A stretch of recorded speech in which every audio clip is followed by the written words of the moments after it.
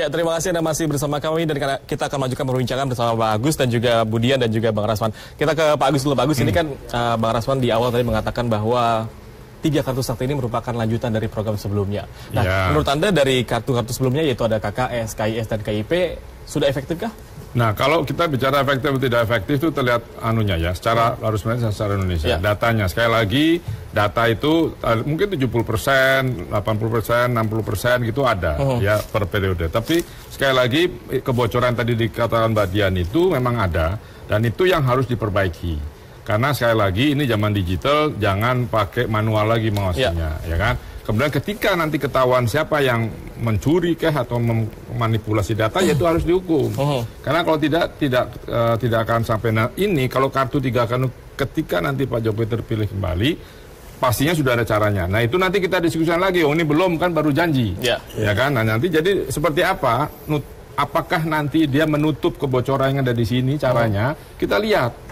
Apakah ini sampai perguruan tinggi, jangan lagi dikasih uangnya. Jadi kita dia mau sekolah, mau vokasional, dia datang aja, daftar nama saya nih kartunya, terat, udah. Tinggal di tap mungkin seperti itu. Jadi sekali lagi itu akan mengurangi kemungkinan bocor, meskipun tidak 100%, hackernya banyak sekali di kita. Ya. Jadi sekali lagi, jangan ada cash transaksi di situ, bahwa kartu tempel, cepet, masuk. Tempel, cepet, itu harus begitu. Nah itu saya sependapat itu dengan pikiran Pak Agus seperti itu. Karena memang kelemahan kita selama ini, bidang itu kalau diberikan uang cash itu kadang-kadang disalahgunakan.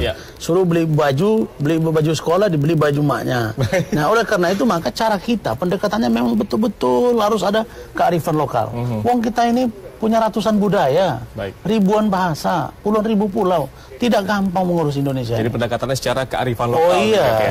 Kemudian ini kalau kita ngomongin masalah kartu sakti, sebenarnya ada nggak sih program seperti Pak Jokowi dari kubu Prabowo Sandi? Pertama saya akan mengomentari persoalan BPJS.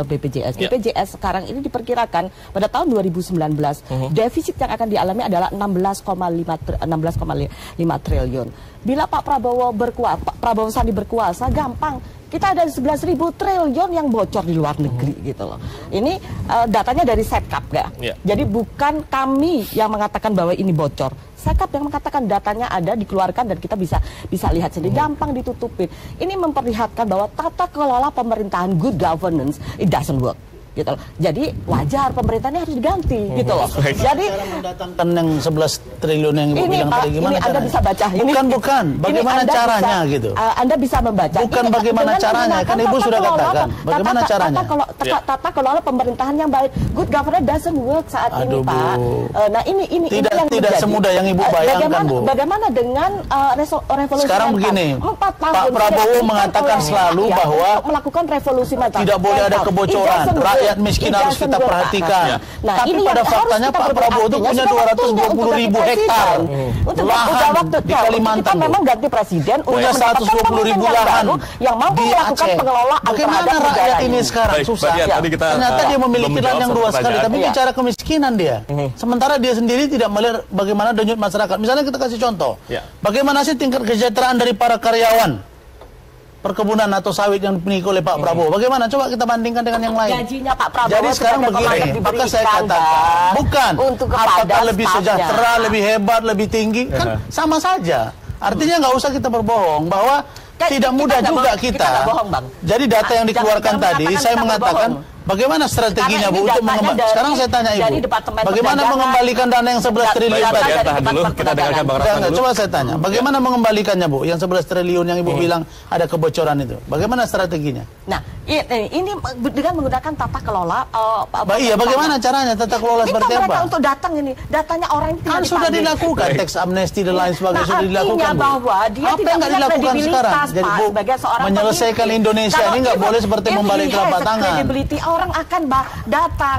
Kalau sebagai seorang pemimpin cukup bicara, datang dong ke Indonesia begitu. Artinya bahwa dia tidak punya sudah berapa kali kunjungan ke luar negeri nggak dapat nggak mudah dia tidak punya kredibilitas di negara ini sekarang ada pertanyaan yang belum terjawab Bang Rasman. Persoalan negara kita ini complicated, tidak seperti yang Ibu bayangkan. Apakah memang ada program seperti Pak Joko Widodo dari kubu Prabowo Sandi ini? Pertama kita akan membenahi. Ini good governance kita itu memang very poor. Nah ini kita akan memanggil putra-putra terbaik bangsa ini. Kalau misalkan Bang Rasman ini dari CV-nya kita lihat cukup baik, kita akan undang. Pak Prabowo orangnya meskipun dia dari 01, kalau Pak Prabowo melihat Bang Rasman ini punya kualifikasi bagaimana memajukan negeri ini, nah syukur-syukur kalau Bang Rasman ini nanti mencoblos kami begitu loh. Jadi kami ini benar-benar ingin mengambil putra-putra terbaik bangsa untuk datang ke Indonesia. Saya 17 tahun di luar negeri datang loh dengan dengan karir yang sudah saya bangun di luar negeri, saya datang di sini karena apa? Keinginan untuk membangun negeri ini. Nah, saya pikir dengan ada banyak hal khusus untuk BPJS misalnya, nantinya ini langsung di bawah presiden. Sehingga persoalan kalau 16,5 triliun bisa ditutupi dengan karena bocornya gede banget nih. Saya yakin Pak Prabowo punya kredibilitas dibandingkan pemimpin sebelumnya, pemimpin yang saat ini sedang berkuasa begitu, sehingga cukup bicara saja akan datang itu akan lebih mudah. Ini jadi salah satu rencana ataupun program seperti dari kubu 02 sendiri seperti apa? Untuk BPI untuk pertama single identity. Dengan demikian akan ketahuan ini. Ini siapa sih sebetulnya mafia-mafia yang bermain di khusus untuk misalnya import ini, padahal kita mengalami surplus. Nah, tata kelola good governance juga perlu dilakukan sehingga misalnya dana BPJS ini juga tidak dipungli. Seperti kemarin kelihatan di Jombang, misalnya Bupati Jombang akhirnya harus ketangkep. Karena apa? Karena mengambil uang dana dari BPJS ini. Nah, hal-hal seperti ini yang harus kita benahi dengan mengambil putra-putra terbaik kita. Nah, khusus untuk UKM, saat ini yang dibutuhkan orang ini saat ini adalah bagaimana mereka dapat menyediakan makan di meja. Karena saat ini tidak ada pekerjaan gitu loh. Harga barang ini naik, karena itu Mas Sandi, Pak Prabowo di mana-mana kita akan menyediakan lapangan kerja, itu penting, memberdayakan UKM gitu. Kita nggak mau ngasih sembako tepat guna kagak gitu. Nanti akan menambah deretan panjang persoalan yang saat ini pun belum mampu diselesaikan oleh incumbent begitu. Baik, berarti salah satu caranya dengan cara tadi memperbaiki single identity tadi, Pak. Single identity itu is very important. Baik. Dan Bang Rasman tadi kan salah satunya kartu adalah kartu prakerja. Nah, sebenarnya ini difungsikan untuk mereka yang memang akan bekerja kah atau memang yang sudah bekerja? Kan dua-dua tadi dijelaskan itu kan. Kalau orang yang sudah bekerja mungkin mau di-upgrade atau seperti apa, nanti ada skills, pelatihan-pelatihan naik. Bagi yang belum nanti diarahkan. Saya kira memang begitu kan. Sehingga tidak semua pekerjaan itu serabutan. Nah, tidak semua. Misalnya di perkebunan, tidak semua jadi mandor. Ada yang jadi asisten. Nah, itu semua sudah diatur. Nah, tetapi dalam hal, sekali lagi ini dalam hal teknis pelaksanaan di lapangan dibutuhkan kajian-kajian yang mendalam. Saya kira begitu. Maksud Pak Jokowi juga ini kan melempar informasi ini, ada 3 kartu baru yang nanti akan mencoba membuat bangsa ini lebih baik daripada sebelumnya. Saya kira ke sana arahnya. Tidak semata-mata ini hanya untuk janji kosong, tidak. Tapi secara teknis itu pasti akan dikaji. Implementasinya seperti apa nanti akan didalami. Akan dibuat para orang-orang, visibility study-nya pasti dilakukan. Seperti lalu, apa nanti melakukan rencana penerbitan kartu ini sebenarnya kenapa sih memilih momennya di ujung masa jabatan Pak Jokowi sendiri? Enggak, bukan. Dia kan sudah konsentrasi pada beberapa kartu yang sudah disampaikan pada pemilu 2014. Jadi artinya negara dan sekarang itu ditambah. Karena dianggap berhasil. BPJS tadi. Ya kalau ada bupati yang korupsi BPJS nggak ada urusannya ke Pak Jokowi. Ini yang banyak bupati di kota gubernur yang ketangkap ini nggak ada hubungannya dengan Pak Jokowi. Itu urusan mereka. Pak Jokowi apa? Anaknya cuma jual martabak kok. Nggak ada apa-apa dia. Dia orang biasa-biasa saja. Saya kira dia sudah luar biasa lah mengurus bangsa ini. Kita harus apresiasi. Baik. Dan Bang Agus, ini kalau Anda melihat dari ketiga ini yang paling dibutuhkan masyarakat saat ini? Iya, tentu kan ini kan mencakup soal pekerjaan, soal pangan, ya kan, soal pendidikan. Yaitu memang kewajiban pimpinan harus memberikan masyarakatnya itu. Ya kan, jadi kalau kampanye nanti bebas sekolah gitu, itu kewajiban. Ya, jadi menurut saya ya sudah, kalau sekali lagi tadi kan ini digunakan karena untuk mengangkat suara dari level bawah. Bagaimana caranya? Kita tunggu saja nanti kalau sampai terpilih kan gitu. Sekarang belum dibahas, jadi saya juga nggak bisa membahasnya. Gitu. Jadi masih menunggu sampai nanti begitu ya? Iya. Tentu nanti secara teknis kan akan dilakukan kajiannya. Gitu. Baik. Ya, ini menunjukkan negara ini belum hadir. Ya, kalaupun misalnya kenapa kan pertanyaannya kenapa baru sekarang dikeluarkan? Gitu. Sudah kita berikan waktu 4 tahun.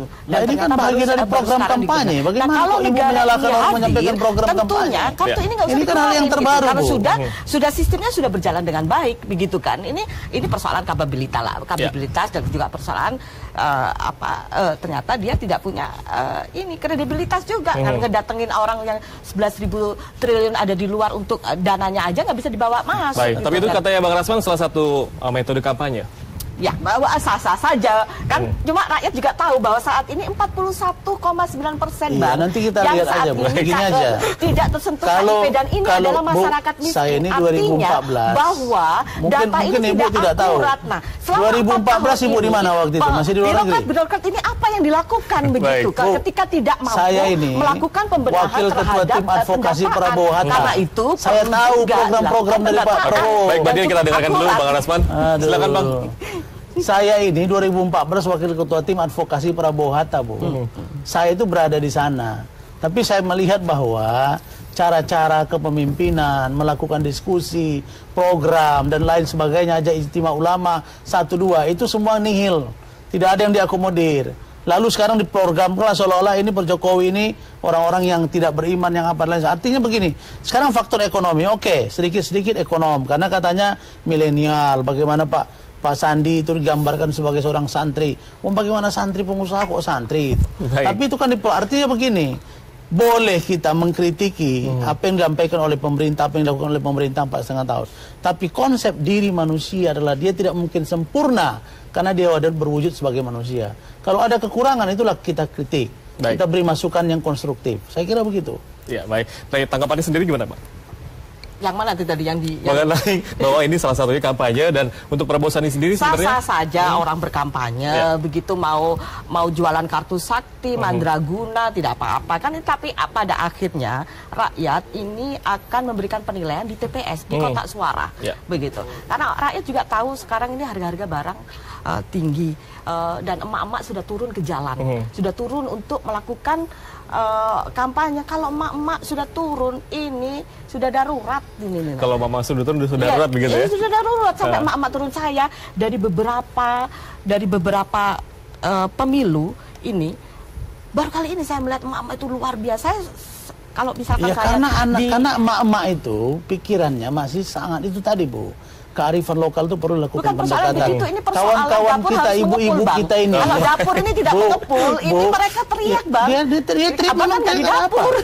Jadi sekarang ibu-ibu tidak ada hubungannya dengan itu. Ibu-ibu itu mengatakan nanti kalau terpilih Jokowi akan ada LGBT, akan azan. Apa hubungannya dengan dapur? Nah, kita bicara program. Bukan artinya program Prabowo Sandi itu lebih cenderung mendiskreditkan pemerintahan yang sekarang. Dan kita tahu itu, Bu. Program Prabowo Sandi adalah membuat paling gampang membandingkan sekarang tenaga kerja Bakri misalnya, masalah perkebunan, berapa gaji asisten, coba bandingkan dengan Prabowo, mana lebih sejahtera? Kita kasih aja dulu, karena ada 3.000, ada 330, 340 ribu hektar lahan. Apakah lebih sejahtera karyawannya Prabowo atau Hashim yang memiliki perusahaan perkebunan dibanding dengan perusahaan yang lain? Baik. Situ aja dulu ukurannya, nggak usah kemana-mana. Karena itu yang dikelola masih ukuran kecil gitu ya. Ruang demokrasi.